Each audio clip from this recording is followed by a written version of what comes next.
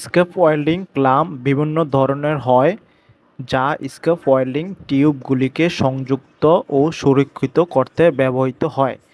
এখন আমরা সকল ক্লাম্প বিষয়ে আলোচনা করব। স্ক্যাফোল্ডিংয়ের সকল ক্লাম্প বিষয়ে এখন আমরা আলোচনা করব। চলুন শুরু করা যাক। ১ number, right angle scale double coupler. দুইটি স্ক্যাফোল্ডিং টিউবকে 90 ডিগ্রি কোণে সংযুক্ত করে শক্ত এবং দৃঢ় সংযোগ প্রদান করে। প্রধান স্ক্যাফোল্ডিং কাঠামো তৈরির জন্য ব্যবহার করা হয়।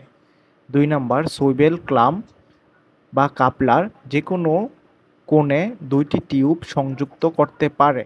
ডায়াগোনাল সাপোর্ট ও ব্রেসিংয়ের জন্য ব্যবহৃত হয়। ৩ নাম্বার, পুটলক কাপলার বা single coupler.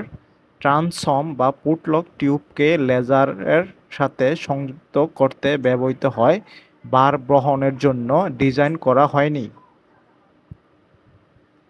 ৪ number, slip coupler. দুটি স্ক্যাফোল্ডিং টিউবকে শেষ থেকে শেষ সংযুক্ত করতে ব্যবহৃত হয়, শক্তিশালী অক্ষয়ী সংযোগ প্রদান করে। গার্ডার কাপলার বা বিম কাপলার। স্ক্যাফোল্ডিং টিউবকে ইস্পাত বিম বা গার্ডারের সাথে সংযুক্ত করে স্ট্রাকচারাল স্টিলের সাথে নিরাপদ সংযোগ নিশ্চিত করে। ৬ number, board retaining coupler. Scaffolding বোর্ডগুলিকে সুরক্ষিত করে এবং নাড়াচাড়া প্রতিরোধ করে।